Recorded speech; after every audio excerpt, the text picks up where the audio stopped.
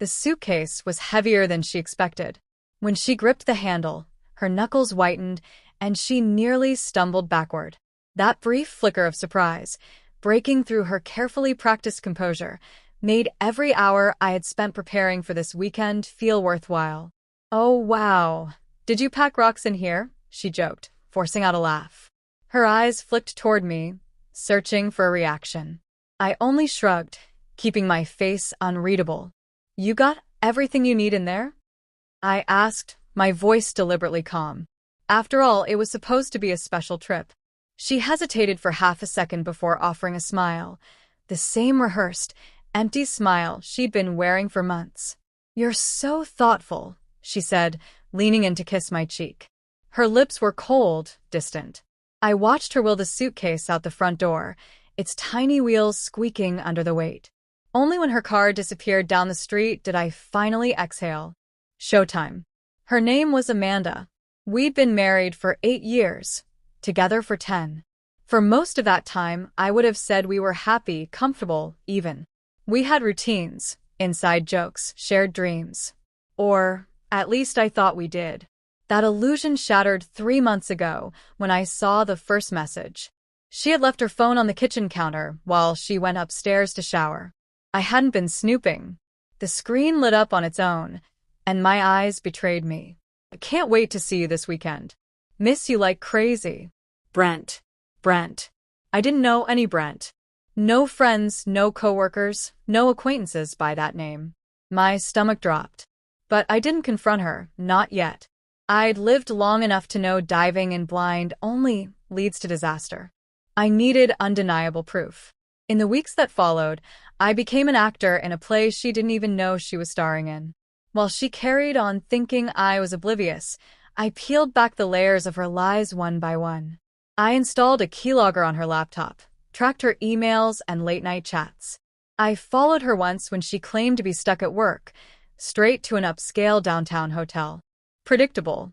I even planted a GPS tracker in her car. Every excuse, every whispered "I love you" before slipping out the door became another knife in my chest.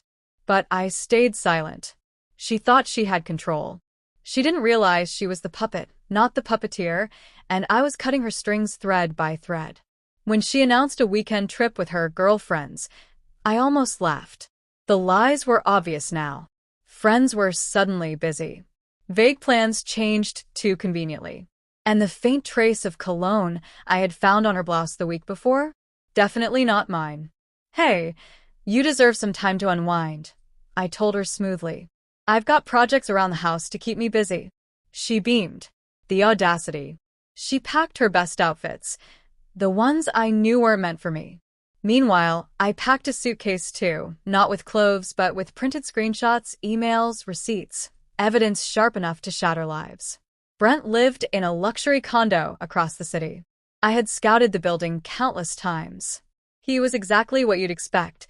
Late 30s, expensive watch, polished smile, a high-level executive who probably never once considered the husband of the woman he was sleeping with.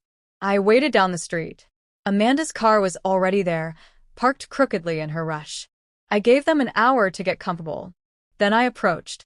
My knock was firm and steady, just like I had practiced. The door opened.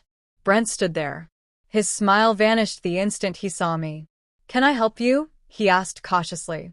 "Oh, I think you can," I said, stepping forward. He hesitated, debating whether to shut the door, but I didn't give him the chance. My shoulder hit hard and I was inside. "Hey, you can't. Shut the door, Brent," I snapped. "You and I need to talk." Amanda appeared in the hallway, her face drained of color. She clutched her robe as if it could shield her. "Mark, what are you doing here?" I didn't even glance at her. My eyes locked on him. "You know who I am, right?" He swallowed. "I think you should leave." I let out a cold, hollow laugh. "Oh, I'll leave. But not before we have our little chat." I pulled out my bag and dumped a stack of printed photos, screenshots, emails, and receipts onto the coffee table. They scattered like shrapnel. His eyes darted between the papers, then to Amanda, then back to me. "You thought you were clever?" I said, my voice rising. "Thought you wouldn't get caught?" Mark, please.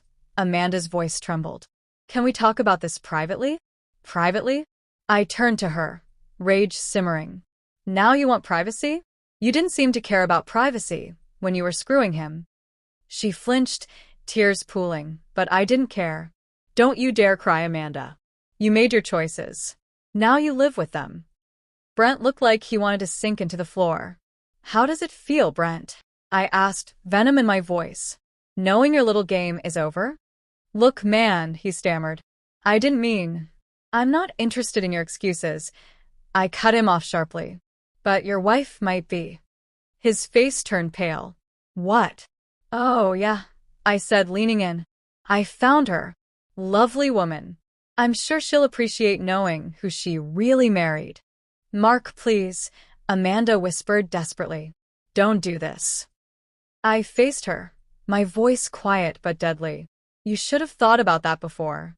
Grabbing my bag, I headed for the door. Just before leaving, I turned to Brent one last time. If you ever come near my wife again, I'll make sure everyone you work with knows exactly what kind of man you are. Then I walked out, leaving behind a silence thick enough to drown in. The fallout was swift and brutal. The next day, I sent everything to Brent's wife along with a short note. Sorry for the pain. You deserve the truth. She filed for divorce. Within a week, word spread to Brent's company. He was quietly asked to resign. Amanda tried to apologize. She begged, she explained, she wept.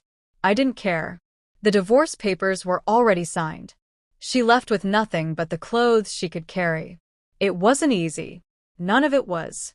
But as I stood in the quiet of my now empty house, the weight of betrayal finally lifted, and I realized something. I had lost a wife, but gained something far more valuable. Freedom. And the satisfaction of justice served.